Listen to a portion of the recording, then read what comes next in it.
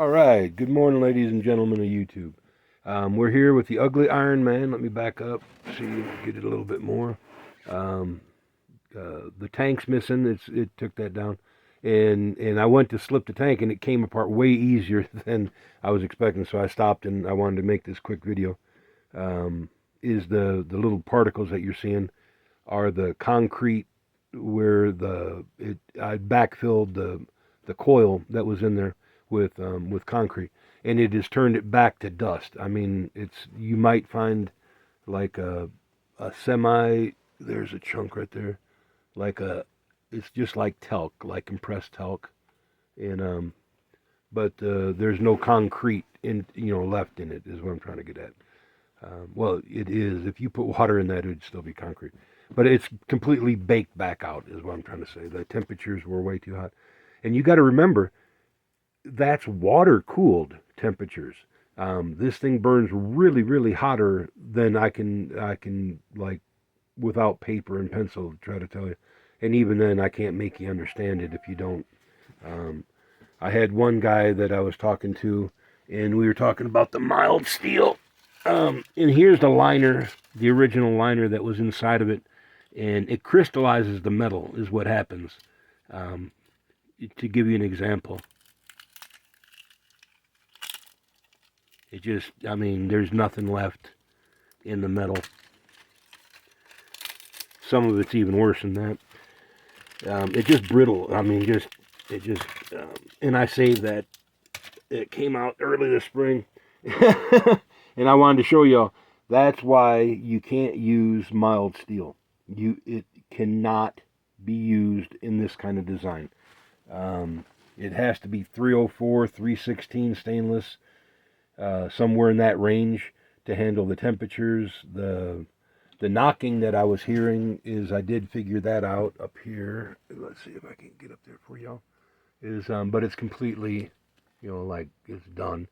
In but the coil had been tilted, is what it was, and it was getting an air bubble up in the top. So it was time for taking it apart.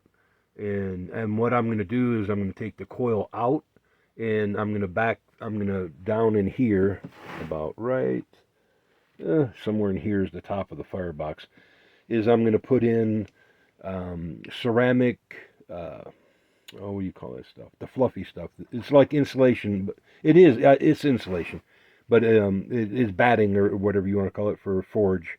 And I'm going to pack it in and put in a couple bolts that'll, like screws, just tap it and then put the screws in so the insulation can't fall. And then I'm going to backfill this with sand and, oh bother, what do you call? Oh, there, that's better. Is sand and I'm drawing a blank on that, y'all. Sodium silicate to make it hard, like you would for casting, like forge parts, cast iron parts, cast steel, anything cast. Sodium silicate is, and it's really not as bad as the little breezies make it look to be, but it'll be bad when I pull this up or this thing off, and then I'll just try to vent the house or do whatever I got to do. It's gonna be like dropping a bag of concrete on the floor. I'm thinking about going to get the reason I really stopped is the water that's on the floor. You can see it here. Is that was deliberate to knock the dust down as I get moving around in here, but and it was from the water that was up in this tank. Is I had to drain it out, and I just used it to knock the dust. But I was going to get the water hose and bring it in before I pull this. And even if I get it wet and it gets down and it makes a mess, it's still better than trying to breathe a bag full of concrete as it hits the floor. So, all right, y'all, we're going to cut this one, and this is just going to be a little mini series as I take this thing apart. What it is, I want to know where this liner, where it came out from inside the thimble, what condition the thimble's in, and that kind of jazz. And then I'm just going to recast it and then put it all back together. Nothing big. It's just going to go right back in the same spot. I am going to, pour like concrete down below it so it sits, flatter, in flat level. It was a little bit kiltered, but not like where you could tell I made up for it with the tank. I just tilted the tank.